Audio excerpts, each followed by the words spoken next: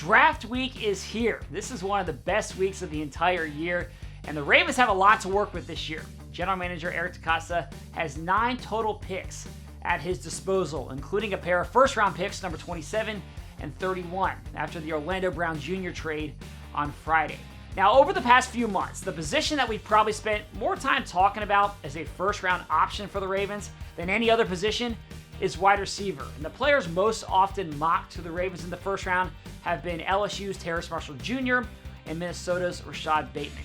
But as we sit here today, I'm not convinced at all that the Ravens will use a first-round pick, even though they've got 2 of them now, on wide receiver. And here's why. First of all, the needs have changed. The Ravens have a big need at offensive tackle now after the trade over Orlando, so maybe they use one of their first-round picks on a tackle. Plus, go back and listen to what DeCosta said last week during the pre-draft presser. He made it clear that the Ravens really like the young receiving corps they have on this team.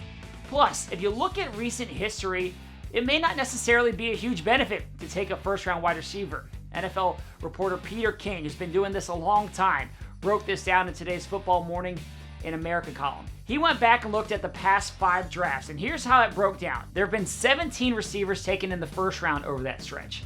There have been 26 receivers taken in the second round. Now let's take a look at their stats. The first round receivers have averaged 42 catches and 600 yards per season. The second round receivers have averaged 42 catches and a little bit less on the yardage, around 538 yards per season.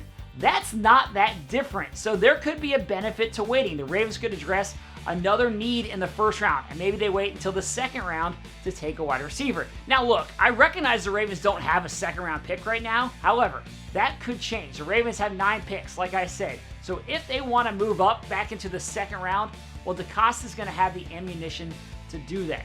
So I just think there could be a benefit to waiting this year, especially in a really deep, talented receiver class. So we'll see how this plays out. And recently, we talked with Ravens Director of Player Personnel, Joe Ortiz, about a variety of topics in this year's draft. And you can check out that full interview on the latest episode of the Lounge Podcast. That's it for me on Final Drive. Thanks for watching. I'll see you tomorrow.